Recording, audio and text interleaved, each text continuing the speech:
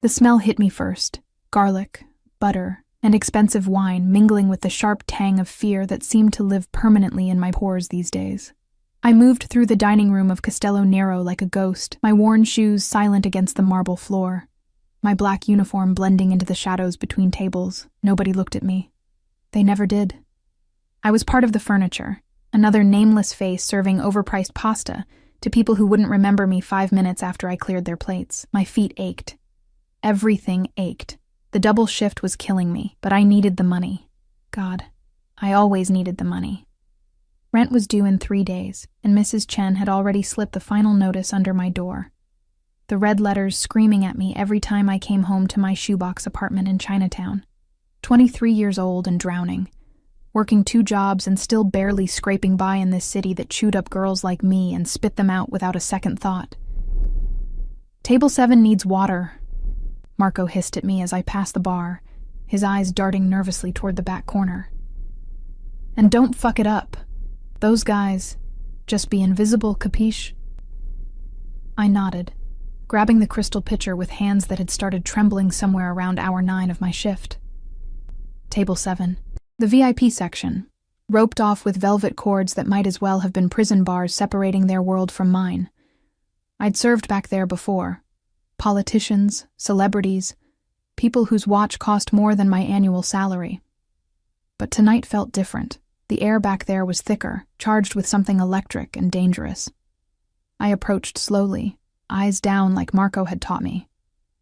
Never make eye contact with the important ones. Never speak unless spoken to. Be a shadow. Be nothing. Be... The scent of bergamot and something darker, something like smoke and leather and old money, stopped me 3 feet from the table. My breath caught. I couldn't help it. I looked up. 4 men sat in the shadows, but only one mattered. Only one pulled at something primal in my chest, making my pulse stutter and restart like a broken engine. He sat at the head of the table, perfectly still in a way that suggested violence held in check. A loaded gun with the safety off. His suit was black, so black it seemed to absorb light, tailored so precisely it looked painted on. Dark hair swept back from a face that belonged in a Renaissance painting. All sharp angles and cruel beauty. A jaw that could cut glass, lips that had probably never smiled at anything innocent. But it was his eyes that paralyzed me. Even in the low light, I could see they were the color of winter storms, gray and cold and absolutely devastating. They flicked up to me, just for a second, and I felt stripped bare, dissected, catalogued and dismissed in a single heartbeat. Water, I whispered, hating how my voice cracked. Would you gentlemen leave it? His voice was quiet, barely above a murmur, but it sliced through the ambient noise like a blade. Italian accent, thick as honey and twice as dangerous. He didn't look at me again, returning his attention to the man across from him, and somehow that was worse than his gaze. I was nothing, less than nothing. I poured with shaking hands, water splashing slightly on the tablecloth. One of the other men, built like a tank, scar across his jaw, glared at me with open hostility. The man in black didn't react, didn't even blink. I finished and backed away, my heart hammering so hard I thought it might crack my ribs. "Who is that?" I heard one of them ask in Italian as I retreated. I'd picked up some of the language working here, enough to understand. "Nobody," another voice answered. "Just a girl. Just a girl. Just another invisible girl in a city full of them." I made it back to the kitchen before my knees went weak, leaning against the cold steel counter and trying to remember how to breathe. Rosa, the head chef, glanced at me with knowing eyes. "You served the Valentino table," she said, not a question. "The what?" Her weathered face went pale. "Madre di Dio, you don't know. That's Dante Valentino. The Dante Valentino." The name meant nothing to me, but the way she said it, like a prayer and a curse, made my blood run cold. "He owns half the city," Rosa continued, crossing herself. "The other half wishes he did. Mafia tesoro, old blood, dangerous blood. You stay away from men like that. They don't see girls like us as human. We're just, she gestured vaguely, disposable. I swallowed hard, nodding. Disposable. Yeah, I knew all about that. The rest of the shift blurred together in a haze of exhaustion and anxiety. I kept my distance from table 7, let Marco handle their orders, their wine, their mysterious conversations in rapid Italian that made the air around them vibrate with tension. But I felt his presence like a black hole, bending gravity, impossible to ignore even when I wasn't looking. It was after midnight when my second disaster struck. I was carrying a tray of dirty dishes back to the kitchen, my vision swimming with fatigue, when my shoe, my stupid worn-out shoe with the sole that had been flapping loose for a week, caught on the edge of a carpet. The world tilted. The tray flew from my hands in a slow-motion arc of catastrophic inevitability and crashed directly onto table 7. Glass shattered.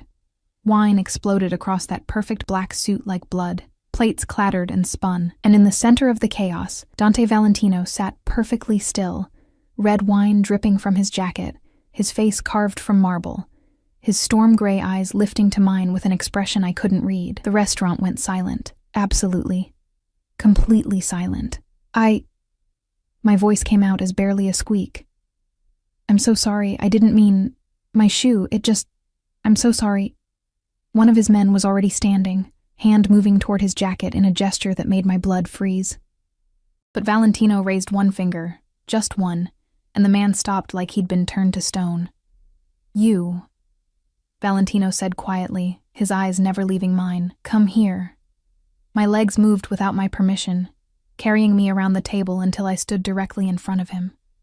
This close, I could see the wine soaking into the fabric of his suit, probably ruining thousands of dollars worth of Italian craftsmanship.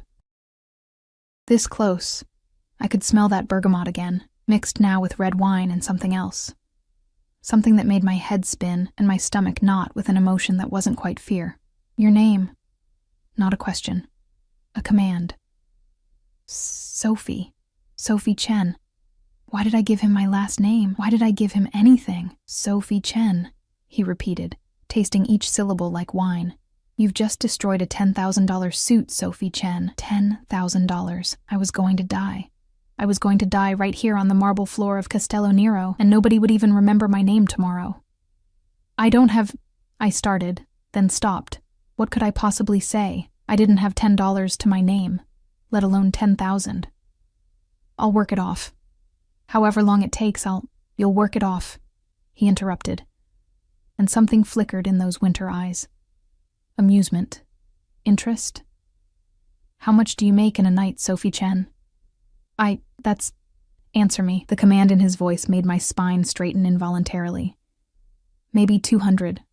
On a good night, with tips. He did the math in his head, and the corner of his mouth curved, not quite a smile, more like the shadow of one. So you're offering me approximately 50 nights of your labor, 50 nights of serving wine and clearing tables to pay for a suit I'll simply throw away. Put like that, it sounded absurd. It sounded like exactly what it was. A poor girl's desperate attempt to avoid consequences she could never afford. I don't have anything else to offer, I whispered, hating the tears burning behind my eyes. I wouldn't cry. I refused to cry in front of him.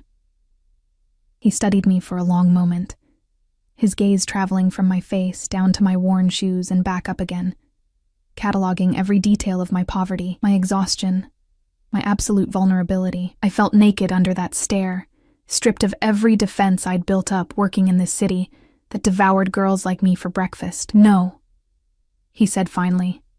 You don't.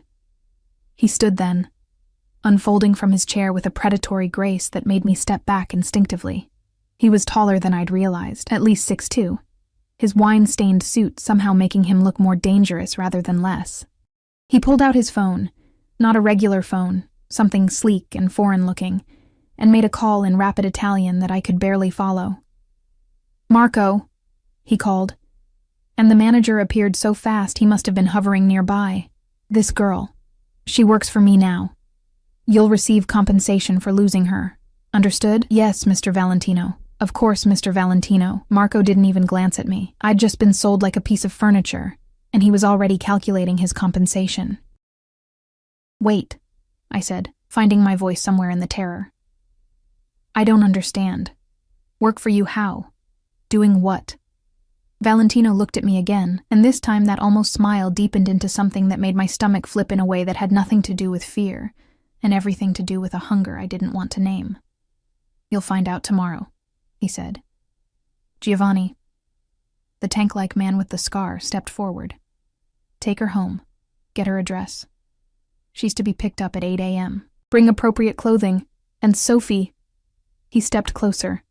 Close enough that I could feel the heat radiating from his body, close enough to smell the wine on his ruined suit, and that devastating cologne underneath.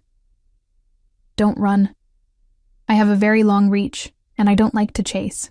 It bores me. And when I'm bored, I get creative. Capisce? I nodded, not trusting my voice. He held my gaze for another heartbeat, 2, 3, then turned and walked away, his remaining men falling into formation around him like soldiers around a general. I watched them disappear through the restaurant's private exit, my mind spinning, my body trembling with adrenaline and something else I didn't want to examine. Miss? Giovanni's gravelly voice made me jump. We should go. The ride to my apartment happened in a blur. The black SUV with tinted windows, the leather seats that probably cost more than my monthly rent, Giovanni's silent presence in the driver's seat like a stone guardian. He didn't speak, didn't explain, just waited while I fumbled with my keys at the door of my building, making note of the address with cold efficiency. 8 a.m., he repeated as I stumbled out onto the sidewalk. Don't make Mr. Valentino wait.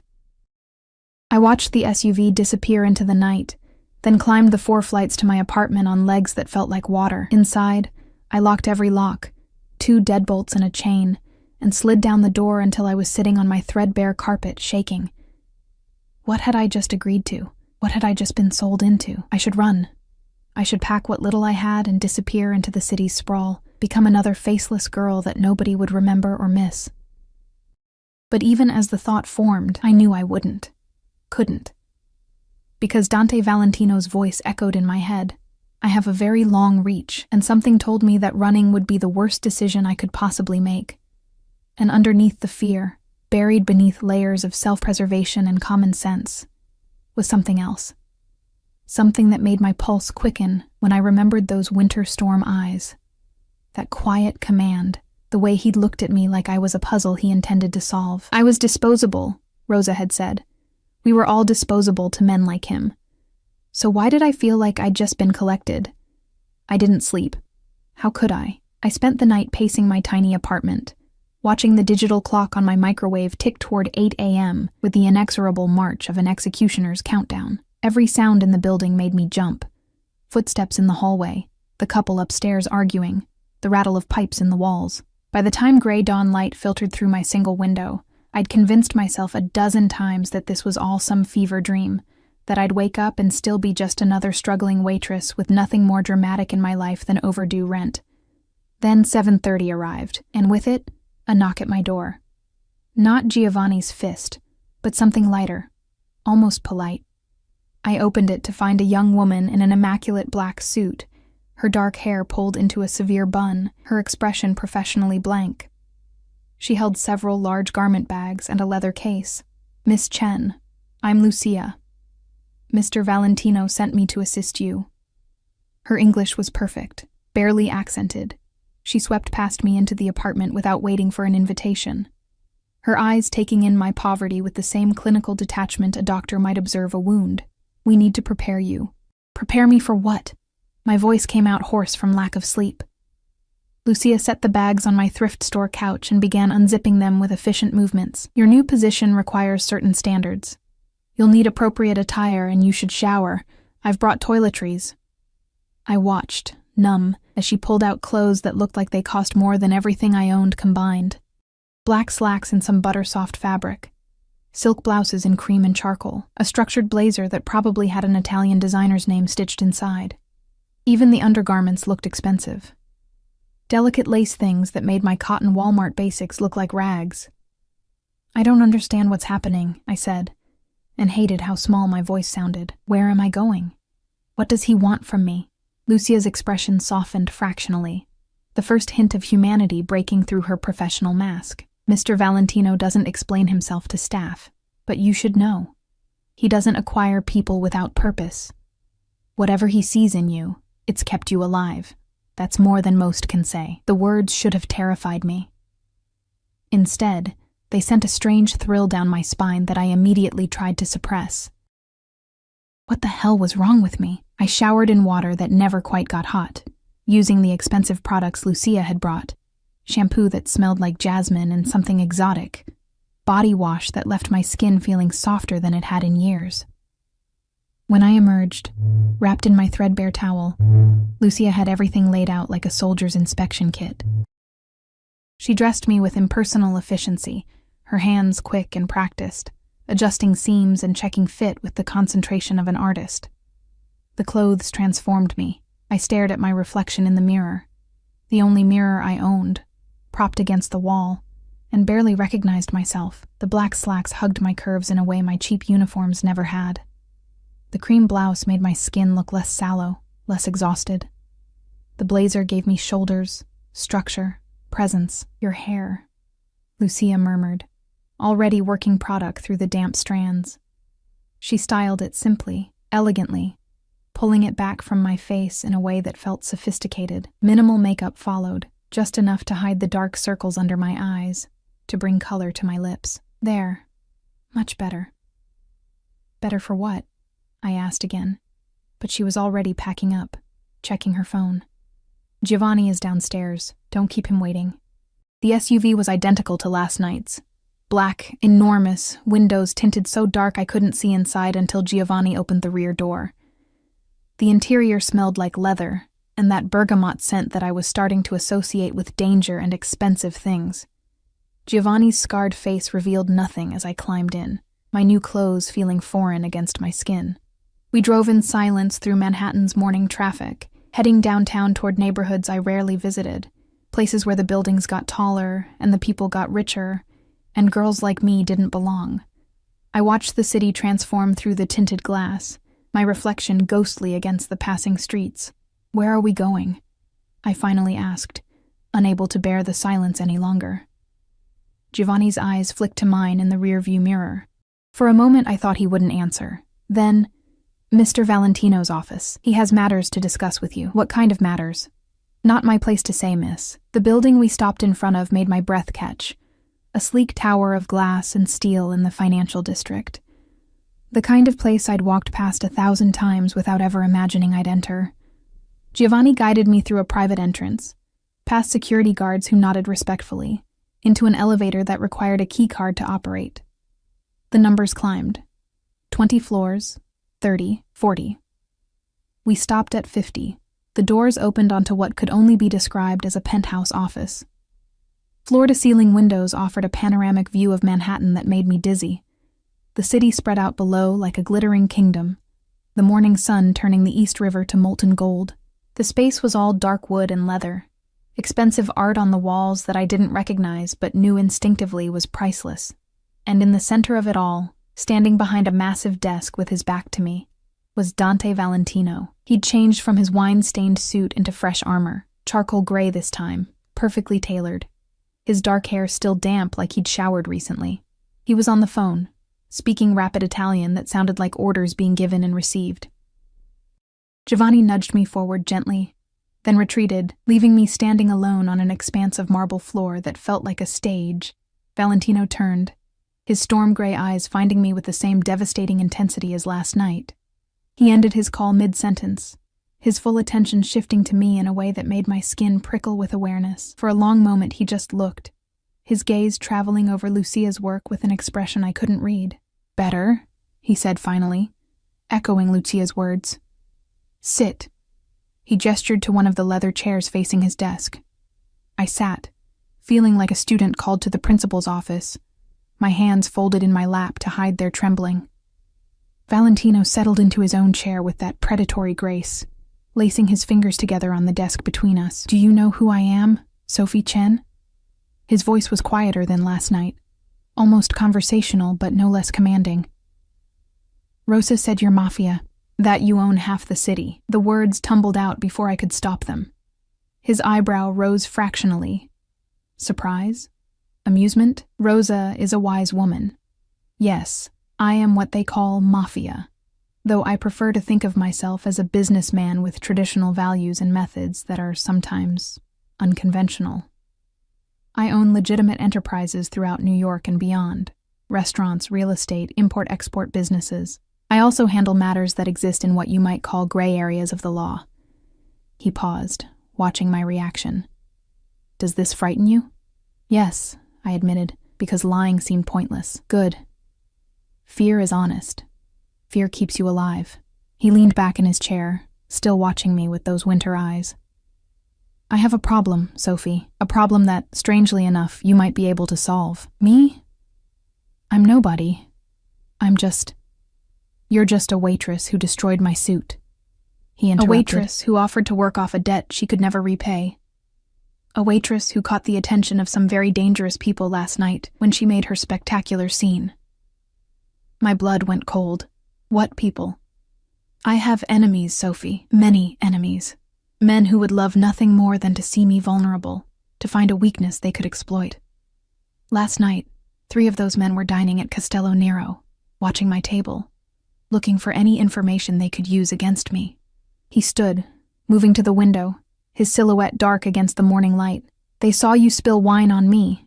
They saw my reaction, or rather, my lack of reaction, and they drew conclusions. What conclusions? My voice was barely a whisper. He turned back to me, and something in his expression made my heart stutter. That you mean something to me, that you're important enough for me to show mercy to, that perhaps you're valuable, but I'm not. I don't mean anything to you. We just met. They don't know that. He moved closer, perching on the edge of his desk directly in front of me, close enough that I had to tilt my head back to meet his eyes. Perception is reality in my world, Sophie. If they believe you're mine, if they believe I care about you, then you become a target, a tool to be used against me. The implications hit me like ice water. So what does that mean? What happens to me? It means you have 2 choices. He held up one finger. 1. I can make you disappear, quietly, efficiently. You would simply cease to exist and my enemies would assume I eliminated a loose end. You'd be relocated, given a new identity, enough money to start over somewhere far from New York. You'd be safe, but you'd be alone, looking over your shoulder for the rest of your life. My throat closed, and the second choice? His second finger rose. You stay. You become what they already believe you are. Someone under my protection. You work for me. Live in a property I control. Become part of my world. I keep you safe from the threats you're now exposed to because of me. In return, you do exactly what I tell you, when I tell you. Without question. That's not a choice, I said. Anger cutting through the fear. That's captivity dressed up in silk. Something flashed in his eyes. Respect, maybe, or recognition. Perhaps. But it's captivity where you live, Sophie. Where you eat well, sleep in a real bed, stop working yourself to death for pennies, where you're protected from men who would hurt you just to hurt me. He leaned closer, and I caught that bergamot scent again, intoxicating and dangerous. Is that really worse than your freedom? That apartment with the broken lock, the jobs that pay barely enough to survive? The invisibility that you wear like armor because nobody in this city gives a damn if you live or die? His words cut because they were true. Every syllable was a knife finding soft flesh, exposing the reality I'd been trying to ignore. I was disposable. I was drowning. And he was offering me a lifeboat, even if that lifeboat came with chains. Why? I asked, my voice breaking. Why do you care? Why not just do what you said, make me disappear? Why give me a choice at all? Valentino was silent for a long moment, studying my face with an intensity that made me feel transparent. Because you interest me, he said finally. Because when you spilled that wine, you didn't run, you didn't make excuses or blame your shoes or the carpet. You took responsibility and offered to make it right, even knowing you couldn't. That's rare in my world. Integrity, even small integrity, is valuable. So I'm what? A curiosity? A pet project?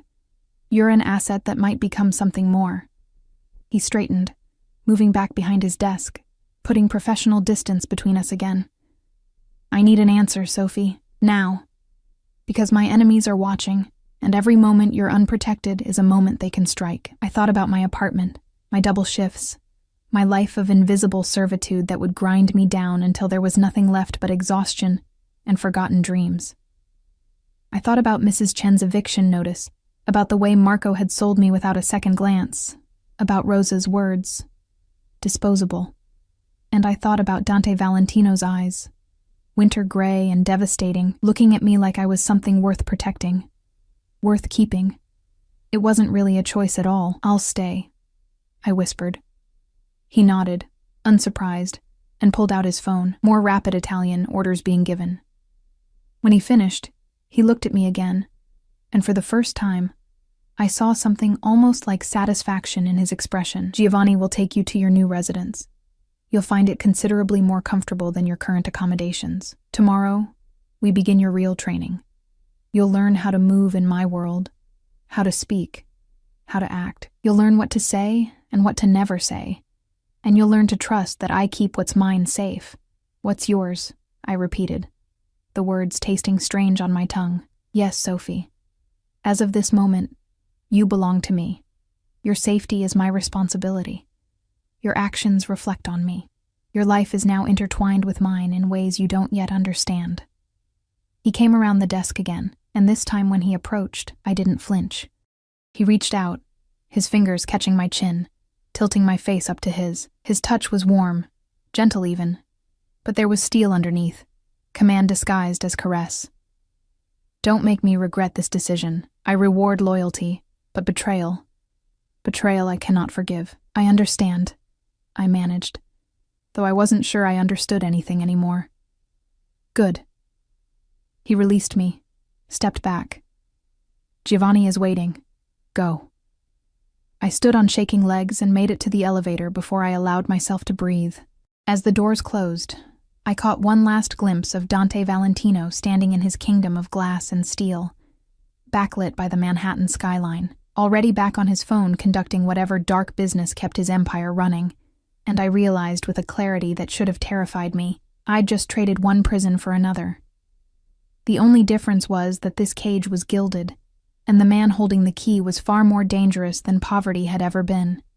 The apartment, no, the penthouse, that Giovanni delivered me to, existed in a different universe than the one I'd left that morning. 43rd floor of a building in Tribeca, all floor-to-ceiling windows and open space that made my old shoebox look like a closet. Hardwood floors that gleamed like honey, furniture that looked like art, a kitchen with appliances I didn't know how to operate. And the view. God. The view of the Hudson River turning gold in the afternoon light made something in my chest ache. Mr. Valentino owns the building, Giovanni explained, his gravelly voice softer than usual as he watched me take it all in.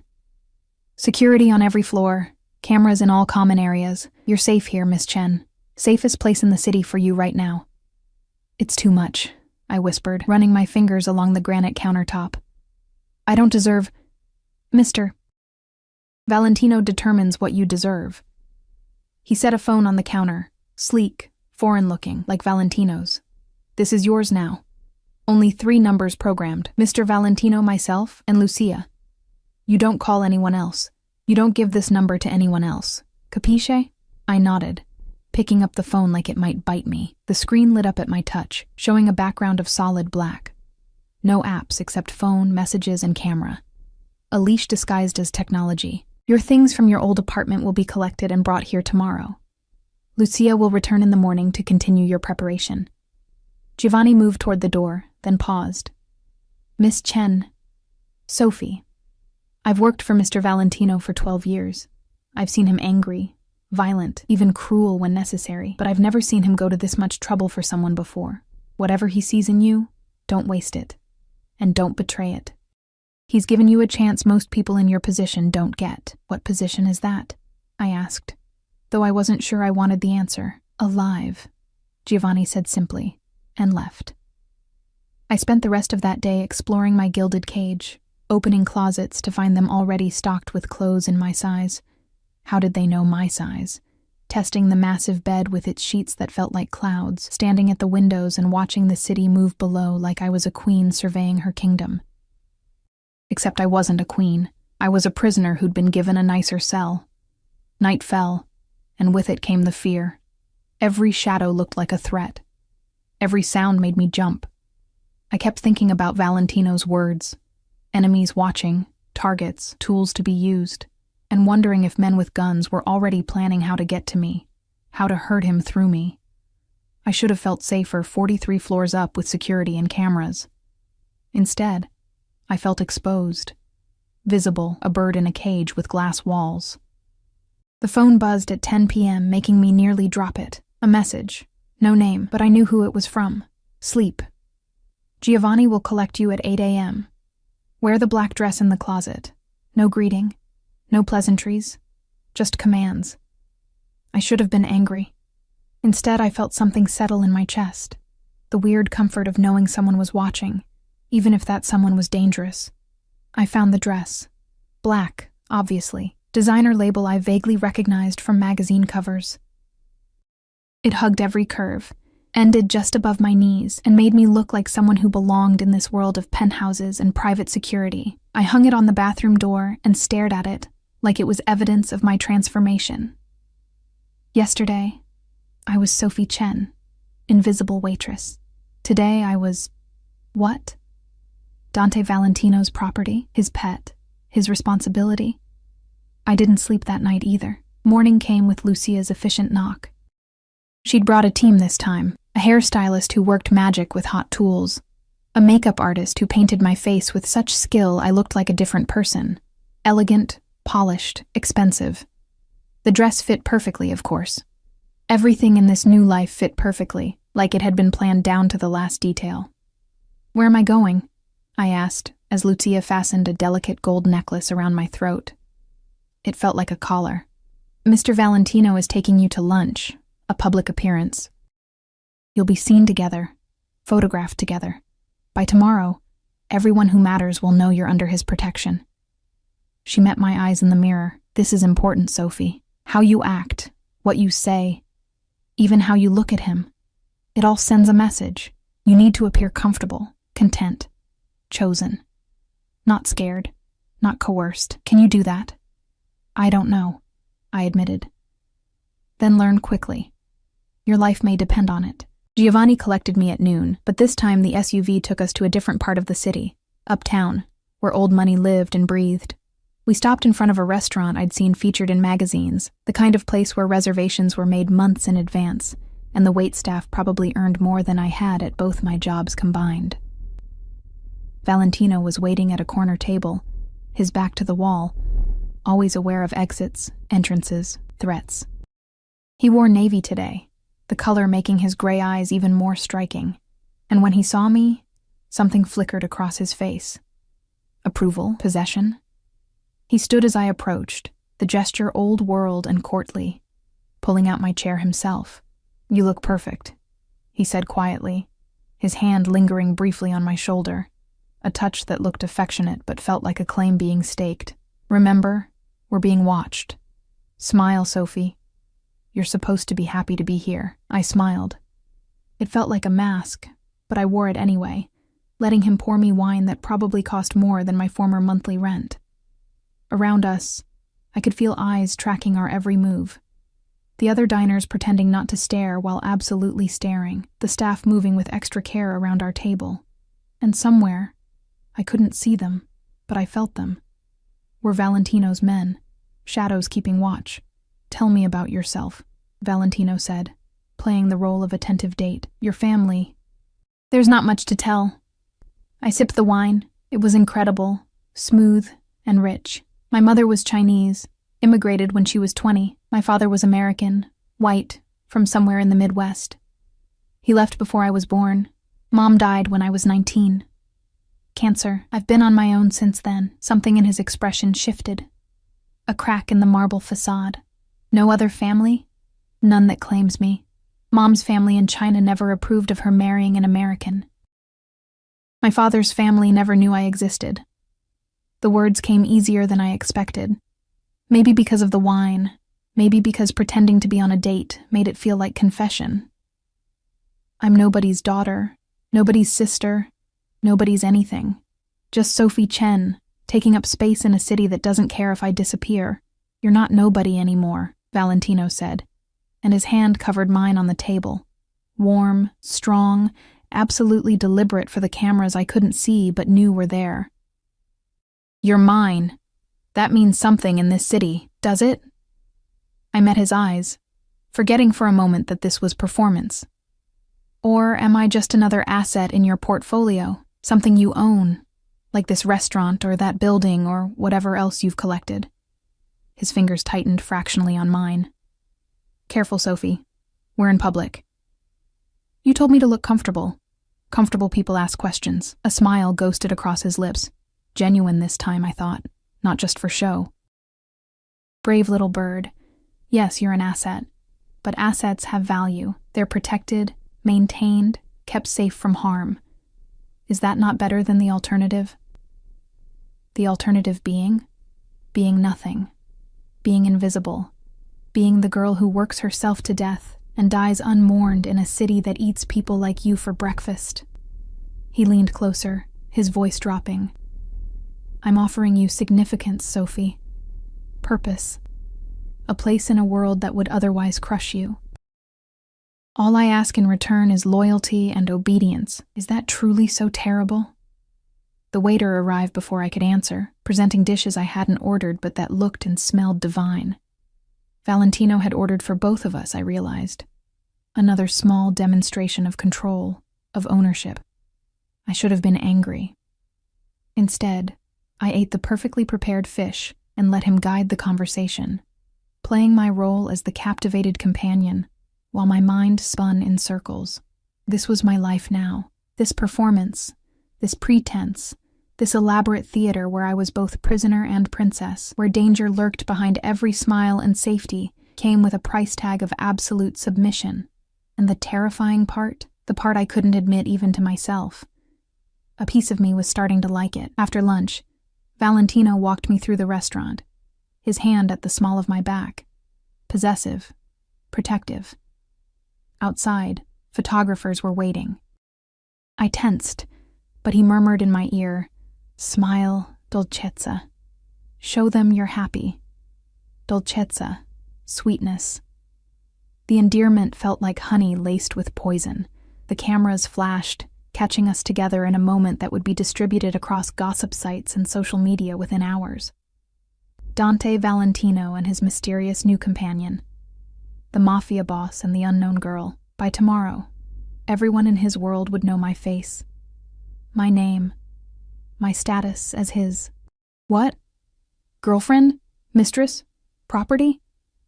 Back in the SUV, the performance dropped. Valentino was immediately on his phone, back to conducting business in rapid Italian, his earlier warmth evaporating like it had never existed. I watched Manhattan slide past the tinted windows and wondered if this was how it would always be. Moments of calculated intimacy followed by cold distance, never knowing which version of him was real. Tomorrow you begin training in earnest, he said suddenly, ending his call and turning those winter eyes on me. Lucia will teach you etiquette, languages, how to read people and situations. You'll learn about my organization, my enemies, my allies. You need to be able to navigate my world without becoming a liability. And if I can't, if I'm not smart enough or quick enough or whatever enough, he studied me for a long moment, then you'll try harder. Failure is not an option I accept, Sophie. Not from my people, and especially not from you. Why especially not from me? Because I've invested in you. Because people are watching to see if you're a weakness or a weapon. Because... He stopped, seemed to reconsider his words. Because I don't like to lose what's mine. There it was again. Mine. The word that should have made me feel owned, but instead made me feel anchored. Tethered to something solid in a life that had always felt like drowning. The SUV stopped in front of my building, my new building. Giovanni appeared to open my door, but Valentino's hand caught my wrist before I could exit. One more thing. His grip was firm but not painful, his thumb tracing the delicate bones of my wrist in a gesture that felt far too intimate. My enemies know about you now. They've seen the photos. Some will try to approach you, to turn you against me, to use you. If anyone contacts you, anyone at all, you tell me immediately. Understood? What will you do to them? I asked, though I wasn't sure I wanted the answer. His smile was cold, empty of anything resembling mercy. What I do to anyone who touches what belongs to me, I'll eliminate the threat. He released me, and I fled into the building's lobby, my wrist burning where he'd touched me. My mind reeling from the casual way he'd spoken about elimination, about violence, about possession. This was real. This was my life now, and there was no going back to being invisible, anonymous Sophie Chen. That night, alone in my penthouse prison, I stood at the windows and watched the city lights sparkle like diamonds scattered across black velvet.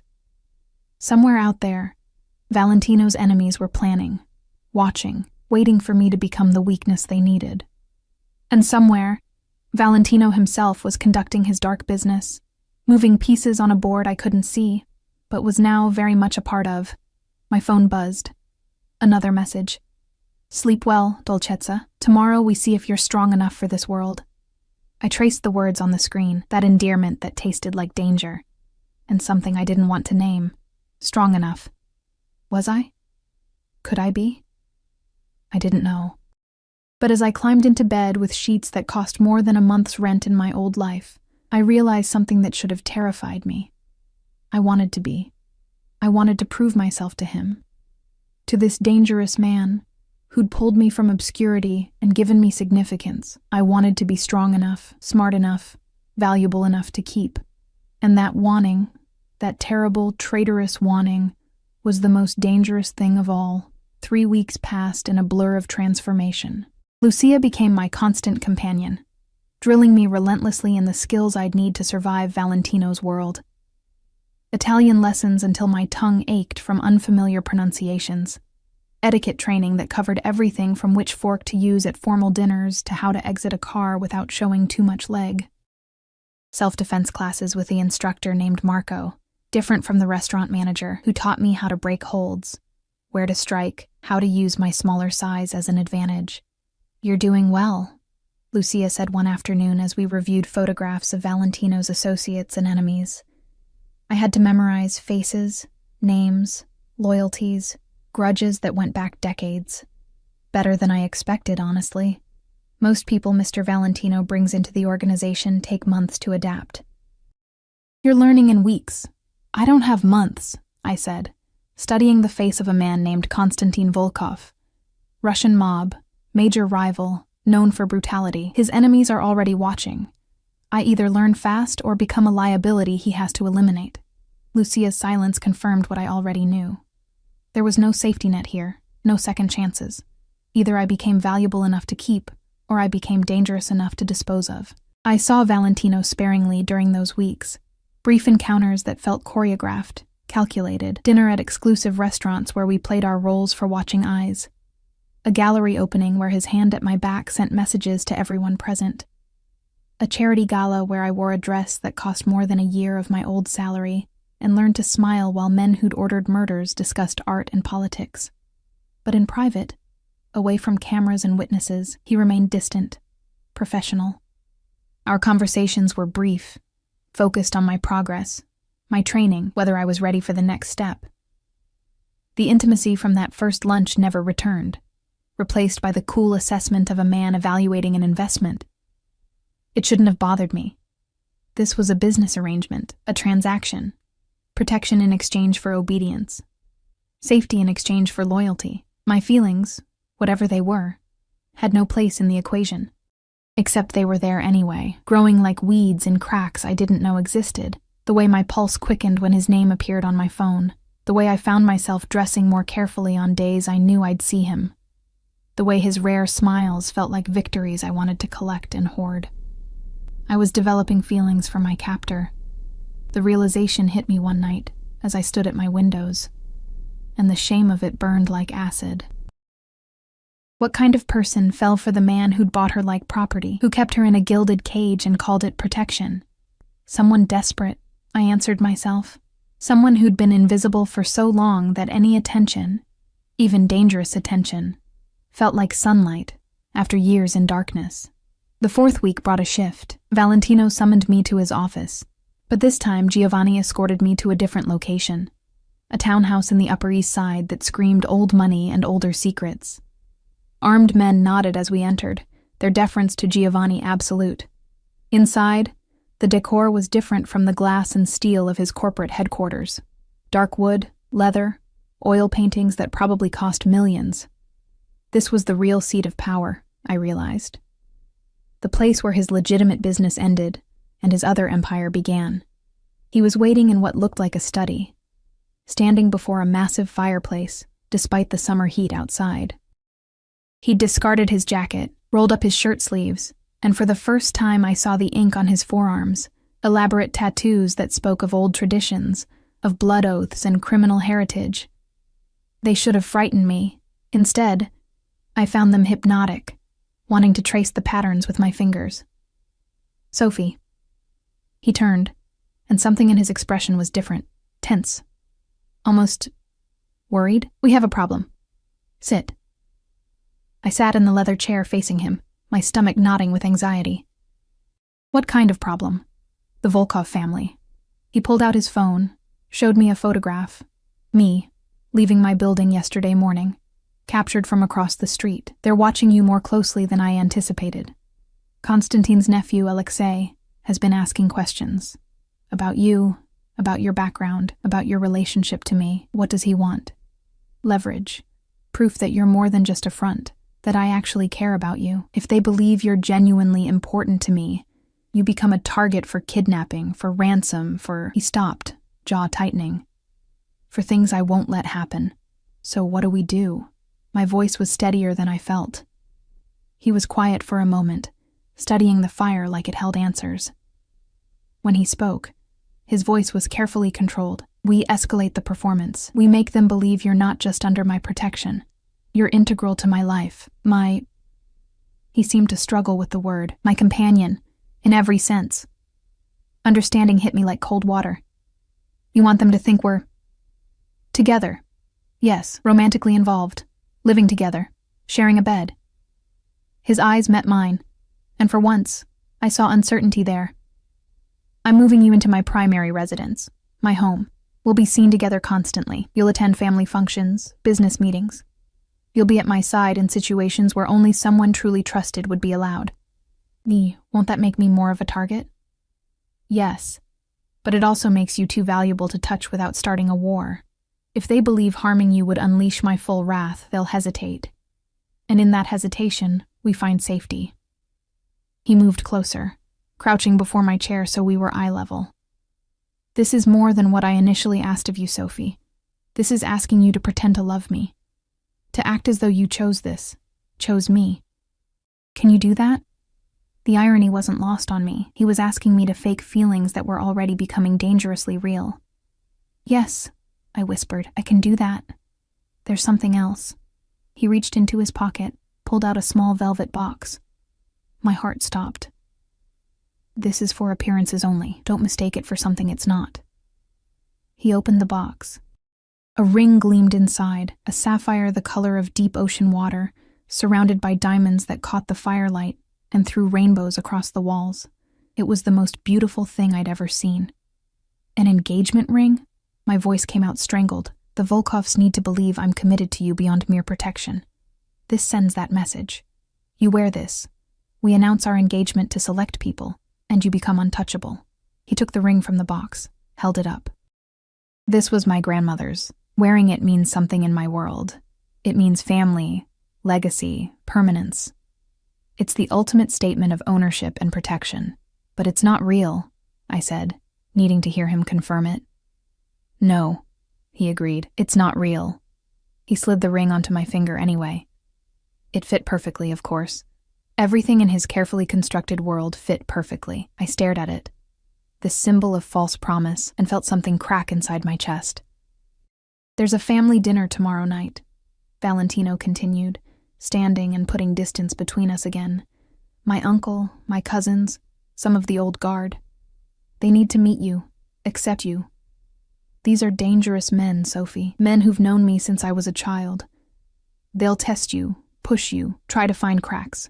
You can't show weakness. You can't show fear. You need to be," he searched for the word, "worthy of this ring, of this position, of me. What if I'm not?" The question escaped before I could stop it. What if they see through me? What if I fail? He studied me for a long moment. Something unreadable in his winter gray eyes. Then he did something unexpected. He reached out and cupped my face, his thumb brushing my cheekbone with unexpected gentleness. "Then I'll handle it. But you won't fail, Dolcezza. You're stronger than you believe. You've survived poverty, loneliness, invisibility. You can survive dinner with my family." And the touch lasted only seconds, but it burned into my skin, making me want to lean into his palm, to close my eyes and pretend this was real. When he withdrew, I felt the loss like physical pain. "Giovanni will move your things to my residence today. I'll meet you there tonight. We'll have dinner together, just the two of us, before tomorrow's performance. You need to learn how I live, how I move through my private spaces. The details matter." He turned back to the fire, dismissing me. "Lucia will brief you on the family members you'll be meeting. Study their files, know their loyalties, their ambitions, their weaknesses. Information is armor in my world." I stood on shaking legs, the ring heavy on my finger, a beautiful shackle. At the door, I paused. "Dante?" I used his first name for the first time, and saw his shoulders tense at the sound. "Thank you for protecting me. Even if it's just business." "It's not just business, Sophie." His voice was quiet, almost too quiet to hear. Not anymore. But he didn't turn around, didn't explain what he meant, and I fled before I could do something stupid like ask, like hope, like believe this could ever be more than an elaborate performance. That evening, Giovanni drove me to Valentino's residence, a brownstone in Brooklyn Heights that managed to be both fortress and home. Security was everywhere but subtle. Cameras hidden, guards positioned at strategic points. Inside, the decor surprised me. Warmer than his offices, more personal. Books lined the walls, art that looked collected over years rather than bought to impress. This was where Dante Valentino actually lived, where the performance dropped and the man remained. A woman in her 60s met me in the foyer, Mrs. Rosa, the housekeeper, who looked me over with sharp eyes that missed nothing. "So you're the girl," she said in heavily accented English. "The one who's turned his world upside down." "I didn't mean to.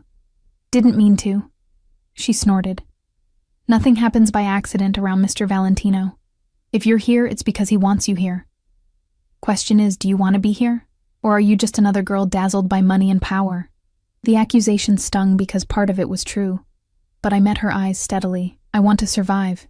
He's offering me a chance to do that. Everything else." I gestured vaguely at the ring, the house, the life I'd been thrust into. "Everything else is just details." Something in her expression softened. Honest, at least. "Come, I'll show you to your room." "Well, your rooms. You get the entire third floor. Mr. Valentino's on the fourth, connected by internal stairs." She raised an eyebrow meaningfully. "For appearances." My suite was larger than my entire old apartment. Bedroom, sitting room, bathroom with a tub the size of a small pool, walk-in closet already stocked with clothes I hadn't chosen. And in the bedroom, on the dresser, was a photograph in a silver frame, Dante as a young boy, maybe 8 or 9, standing between an older couple who had his eyes, his bearing. His grandparents, I realized, the ones whose ring I now wore. "He was a beautiful child," Mrs. Rosa said from the doorway, "before the world made him hard, before he had to become what he is." She paused. "His grandmother would have liked you, I think. She always said he needed someone who wasn't afraid of him, someone who saw the boy beneath the monster." "I don't think he's a monster," I said softly. "Then you're either brave or foolish. Maybe both." She left me then, and I stood in that beautiful room, wearing a dead woman's ring, waiting for a man who owned me to come home. He arrived after dark, and I heard him moving through the house below, his voice low as he spoke with someone, Giovanni maybe, or other members of his organization. I'd changed into simple clothes, jeans and a sweater, wanting to feel like myself for these last moments before tomorrow's performance began. A knock at my door. My heart jumped. "Come in." Dante entered, and for the first time, I saw him in casual clothes, dark jeans, a black t-shirt that showed the full extent of his tattoos. His hair slightly mussed like he'd been running his hands through it. He looked younger like this, less untouchable, and dangerously more attractive. "Dinner's ready," he said. "Come, we eat in the kitchen tonight. Tomorrow we perform, tonight we prepare."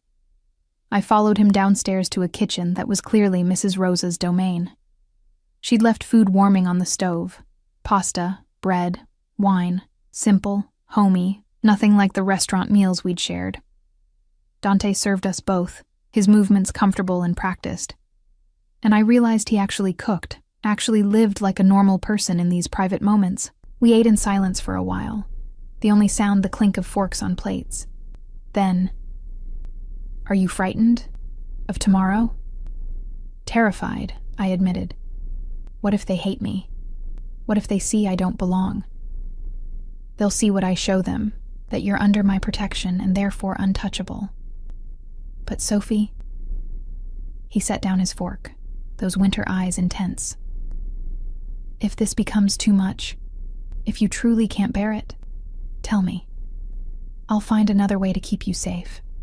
I won't force you to pretend to love me if the thought repulses you. It doesn't," I said before I could stop myself. "Repulse me, I mean. You don't repulse me." Something flashed in his expression. Surprise? Hope? It was gone too quickly to identify. Good. Because they'll be watching for chemistry, for genuine feeling. They'll test it. Tomorrow at dinner, you may see me do things, say things, that seem cruel. You need to trust that it's necessary. Can you do that? Yes. We finished dinner, and he walked me back to my suite, stopping at the door. "Sleep well, Dolcezza. Tomorrow, we show them you're mine. And after tomorrow, there's no going back. You understand that?" I nodded, my throat too tight for words. He reached out, tucked a strand of hair behind my ear, in a gesture that felt far too intimate for our arrangement. "Good night, Sophie. Good night, Dante." I watched him climb the stairs to his own floor, then closed my door and leaned against it, my heart racing, the ring heavy on my finger. Tomorrow I would meet his family, play the role of devoted fiancé, cement my place in his dangerous world. Tomorrow the performance would become more elaborate, more consuming, more impossible to distinguish from reality. And the terrifying truth I couldn't admit to anyone, not even myself. Part of me was looking forward to it. The family dinner was held at his uncle's estate in Westchester, a sprawling property that made Dante's brownstone look modest by comparison. Giovanni drove us in the armored SUV, Dante beside me in the back seat, his hand covering mine on my lap in a gesture that looked affectionate but felt like steadying anchor. I needed it. My palms were sweating, my heart hammering so hard I thought he must be able to hear it. "Remember," he murmured as we pulled through iron gates. "You belong here. You're mine, and that makes you family. They may test you, but they won't truly harm you. I won't allow it." The house was full of people when we arrived. Men in expensive suits, women dripping with jewelry, the air thick with cigarette smoke, and Italian conversations that flowed too fast for me to follow. Dante's hand moved to the small of my back, proprietary and protective, as he guided me through the crowd. Eyes followed us everywhere, assessing, judging, calculating. "Dante!" A booming voice cut through the noise.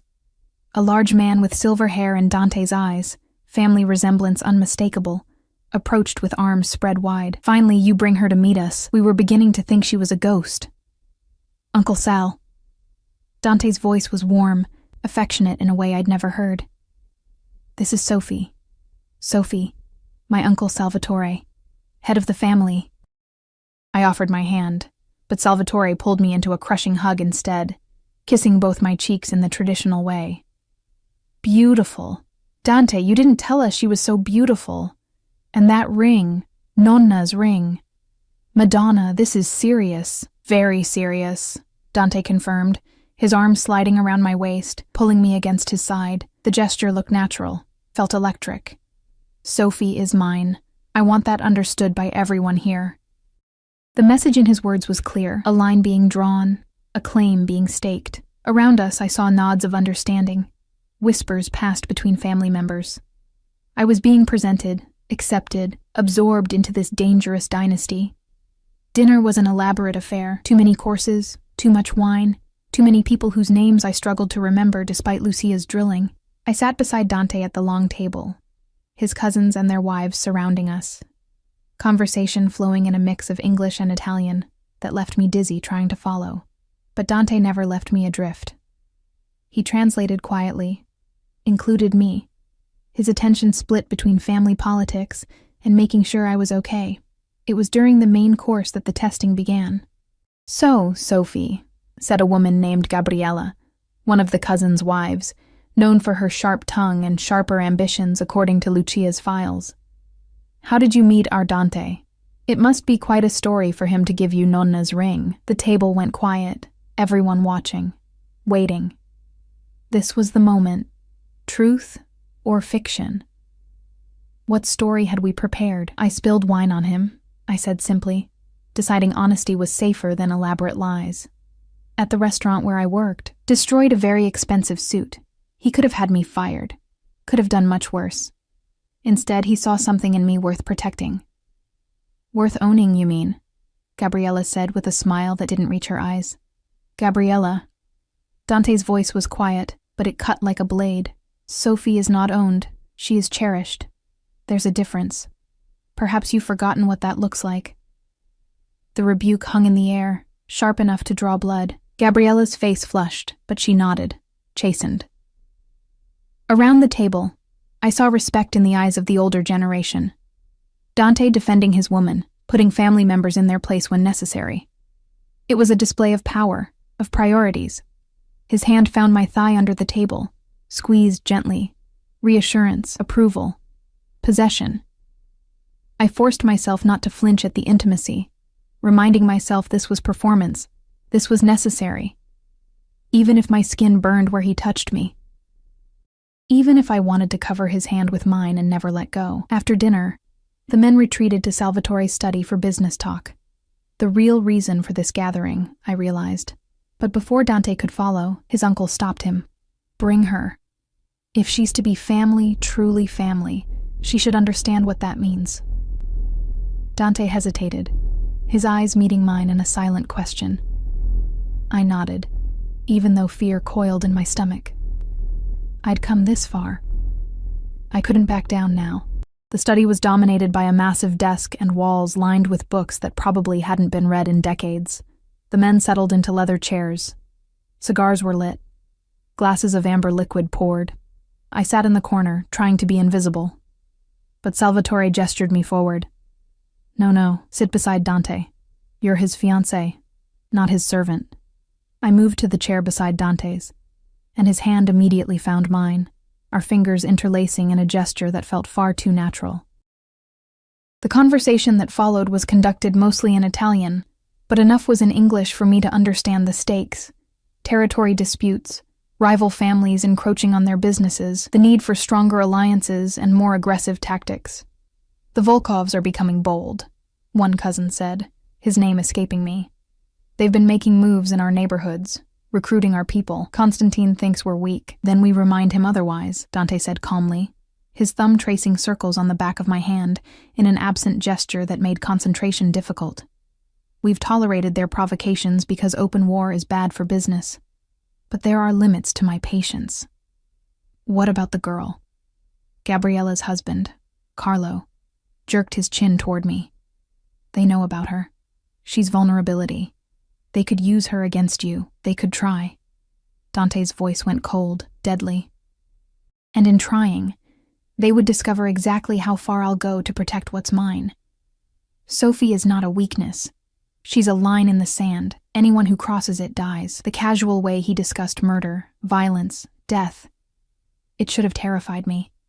Instead, I felt something warm unfurl in my chest. He meant it. He would kill for me. This man who barely knew me, who'd taken me as property, who kept me in a gilded cage. He would burn the world down if anyone tried to hurt me. It was insane. It was dangerous. It was intoxicating. The meeting continued for another hour, Strategies discussed and decisions made that would affect countless lives. I sat silent, observing, learning the dynamics of this criminal empire. Who held real power, who was loyal, who was ambitious. And through it all, Dante kept me close, his touch constant, marking me as his in front of everyone who mattered. We left after midnight, exhaustion making my limbs heavy. In the SUV, Dante finally released my hand, and I immediately missed the contact. "You did well," he said quietly. "Better than well. Salvatore was impressed. That's not easy to achieve. They're going to war," I said. "Because of me.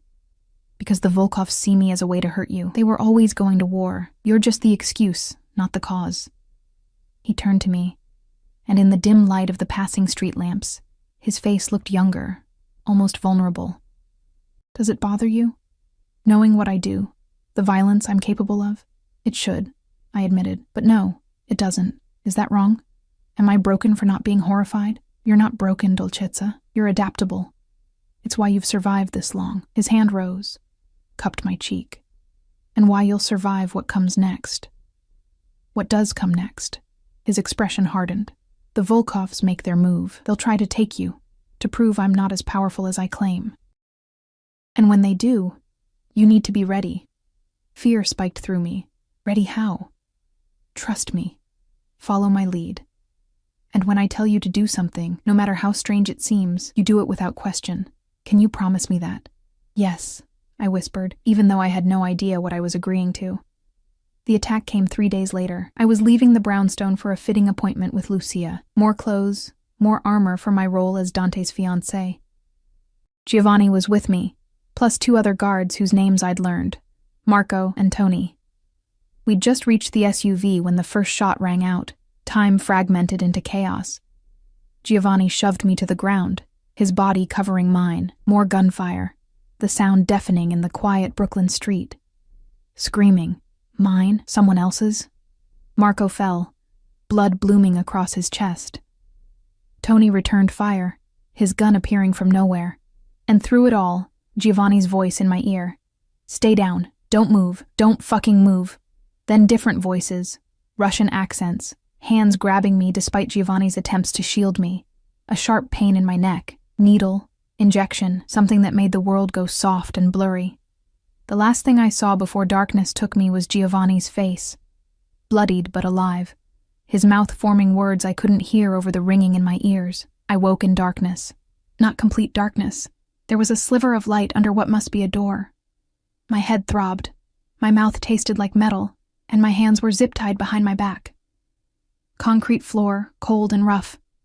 The smell of mold and rust. Basement? Warehouse? Somewhere far from help. Panic clawed at my throat, but I forced it down, remembering Dante's words. Be ready. Trust me. He'd known this would happen. He'd prepared me for this, even if I hadn't understood at the time. The door opened, light flooding in, making me squint. 2 men entered, Russians, based on their conversation. One was young, maybe my age, with cold eyes and a cruel smile. The other was older, scarred, dangerous. She's awake. The young one, Alexei, I recognized from photos, said in accented English. Good. We have questions for you, little bird, about Dante Valentino, about his operations, his weaknesses, and you're going to answer them. I don't know anything, I said, my voice hoarse. I'm just his whore? Alexei crouched in front of me, his smile widening. No, I don't think so. He gave you his grandmother's ring. He introduced you to his family. He killed 3 of our men last month when they got too close to your building. You're more than just a fuck to him. You're leverage. He reached for me, and I did what Marco had taught me in our self-defense sessions. I lunged forward, using my head as a weapon, connecting with his nose with a satisfying crunch. He screamed, stumbled back, blood pouring. The older man laughed, pulling Alexei away. She's got spirit, this one. Constantine will enjoy breaking her. They left me then, and I fought against the zip ties until my wrists bled, until exhaustion made me collapse against the wall. Hours passed. Maybe. Time was meaningless in the darkness. I thought about Dante, about his winter gray eyes and the way he'd held my hand at dinner. About Mrs. Rose's words, someone who saw the boy beneath the monster. About the ring on my finger, heavy with meaning I still didn't fully understand. I must have dozed, because the explosion woke me, distant but powerful enough to shake the building. Gunfire followed, automatic weapons creating a symphony of violence that made my earlier kidnapping look like amateur hour. Shouting in Russian, then Italian, then the distinctive sound of Dante's voice, cold and commanding even through the chaos. The door to my prison burst open. Dante stood silhouetted in the doorway, gun in hand, his suit splattered with blood that I knew instinctively wasn't his. Behind him, Giovanni and a team of armed men swept through, securing the space with military precision. Sophie. My name on his lips sounded like a prayer and a curse. He was across the room in seconds, cutting my restraints with a knife that appeared from nowhere. His hands checking me for injuries with surprising gentleness. Did they hurt you? Did they touch you? I'm okay, I managed, even though I was shaking violently. I broke Alexei's nose. He's going to be pissed. A smile ghosted across his blood-stained face. Good girl. Then his expression hardened. But he won't be pissed for long. Stand up. I need you to do something for me. Something important. Do you trust me? Yes, I said without hesitation, and meant it completely. He pulled me to my feet, then handed me his gun. My eyes widened. Dante, I don't... Listen carefully. In the next room, Alexei is secured, wounded but alive. The Volkovs need to believe I'm ruthless enough to have my woman execute their heir. They need to fear what we'll do together. I need you to walk in there, point this gun at him and pull the trigger. My blood went cold. You want me to kill him? No, Dolcezza. I want you to pretend to kill him. He pulled something from his pocket, a small vial. This is a very powerful sedative. Alexei's already been injected with it. In approximately 2 minutes, his heart rate will slow to almost nothing. He'll appear dead for 6 to 8 hours. But you won't know that. As far as you're concerned, I'm asking you to execute a man in cold blood. I need your reaction to be genuine. I need the Volkovs, who are watching through cameras we've deliberately left active, to believe you just murdered their nephew for me. Understanding crashed over me. This was the test. The ultimate performance. Sir, I whispered, using the formal address deliberately, my voice shaking with genuine fear. Pretend you're dead? What happens next? His eyes softened fractionally. What happens next is we win. We show them that you're not just under my protection. You're willing to kill for me. That you're not a weakness, but a weapon. After tonight, they'll never touch you again. They'll be too afraid of what we are together. And if I can't do it, if they see through the act, then I'll handle it another way. But Sophie... He cupped my face, his thumbs brushing away tears I hadn't realized were falling. You're stronger than you know. You've survived everything life has thrown at you. You can survive this too. I took the gun, the weight of it foreign and terrible in my hands. Dante led me to the next room, where Alexei sat tied to a chair, his face already pale, his breathing shallow. The sedative was working.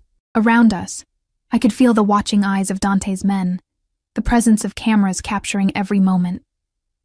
Do it, Dante commanded, his voice hard, the tenderness from moments ago completely gone. Show them what happens to anyone who touches what's mine. I raised the gun, my hands shaking so badly I almost dropped it. Alexei's eyes were already glassy, unfocused. Was he really going into a death-like state? Or was Dante lying, asking me to actually commit murder? Did it matter? In this moment, with the gun in my hands and Dante's eyes burning into my back, I had to choose. Trust or betrayal, obedience or rebellion, the life he offered or the death that waited if I refused. I thought about the girl I'd been, invisible, drowning, disposable. I thought about the woman I was becoming. Protected, significant, chosen. I thought about Dante's hands holding mine, his voice calling me Dolcezza, his promise that I belonged to him, and he to me in ways that transcended the performance. I pulled the trigger. The gun clicked, empty. No bullet, just sound and fury signifying nothing but my willingness to cross that final line for him. Alexei slumped forward, the sedative taking full effect, his chest barely moving. To anyone watching, he looked dead. I looked dead too, probably. Pale, shaking, the gun falling from my nerveless fingers. Dante was there immediately, catching me before I collapsed, pulling me against his chest. "It's done," he murmured into my hair, his voice for me alone. "You're magnificent, terrifying, and magnificent. They'll never doubt you again, never doubt us." "He's not really dead," I whispered against his shoulder, needing to hear it confirmed. "No. But they think he is, and that's what matters." He pulled back, his hands framing my face. "You just declared war for me, Dolcezza. You just proved you're mine in every way that counts. Do you understand what that means?" I did. It meant no going back. It meant I was no longer Sophie Chen, struggling waitress, invisible girl. I was Sophie Valentino, soon to be if this engagement became real. I was the woman who'd kill for the mafia boss, the woman who'd chosen him over morality, safety, sanity. The woman who'd stopped performing and started meaning it. "Take me home," I said, exhausted beyond measure. "Please, Dante, just take me home." "Home," he repeated, and something in his expression shifted, something vulnerable and real and far more dangerous than any gun. "Yes, let's go home." The weeks that followed were a strange new reality. The Volkoffs, believing their nephew dead and his blood on my hands, pulled back from open confrontation. They didn't surrender. Dante explained that families like theirs never truly surrendered, but they negotiated, seeking peace rather than continued war. The story of the mafia boss's fiancé executing their heir in cold blood spread through the underworld like wildfire, making me both feared and untouchable. But more than the external changes, something shifted between Dante and me. The performance we'd been maintaining, the touches, the looks, the intimacy, started feeling less like acting and more like truth, seeping through cracks in our defenses. He spent more time at home, less time at offices and meetings. We had dinner together most nights, real conversations that went beyond strategy and survival. He taught me Italian properly, laughing when I butchered pronunciations, patient in ways I never expected. I learned about his childhood, his grandmother who'd taught him that strength and honor could coexist, his parents who'd died when he was 16, leaving him to inherit an empire he'd never wanted, but learned to command.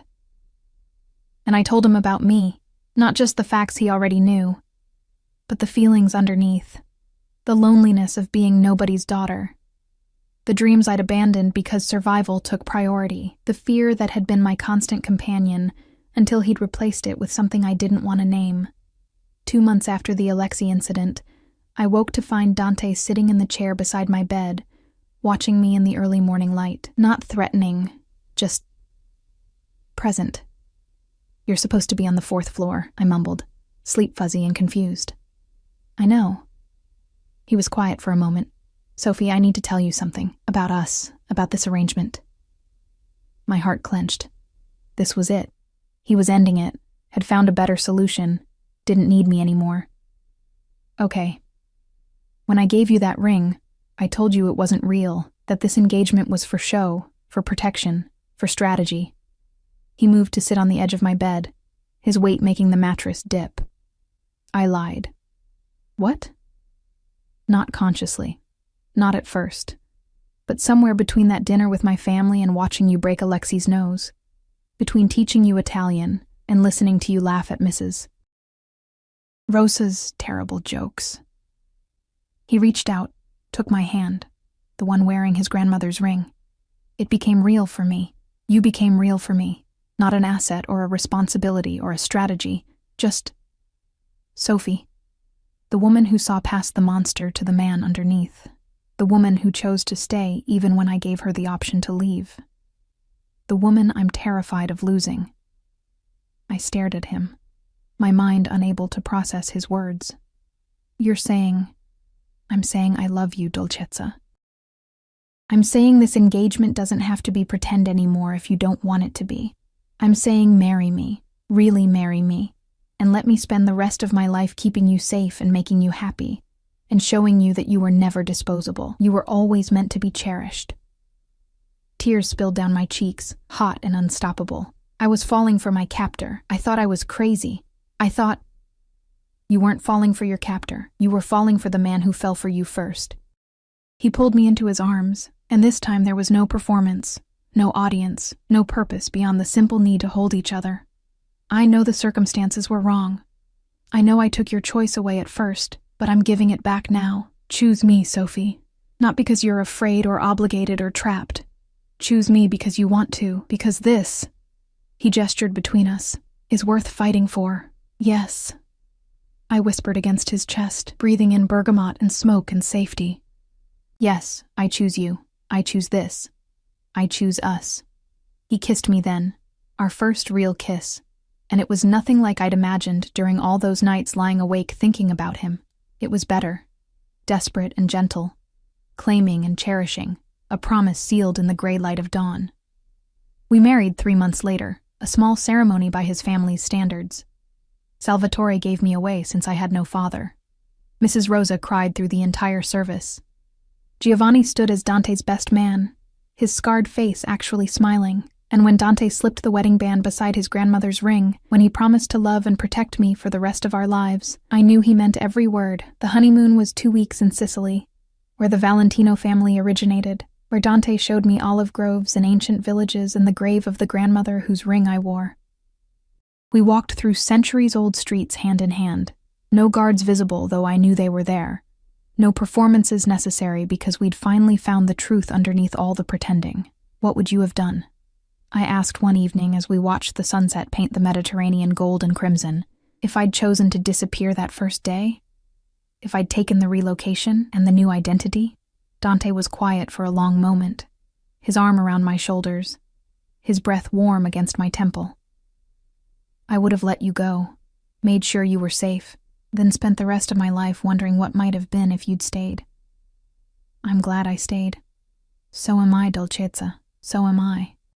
We returned to New York as husband and wife, to the brownstone that had stopped being a prison and become a home, to the life we'd built from chaos and danger and an accidental spilled glass of wine. The threats didn't disappear. They never would in Dante's world. But we faced them together.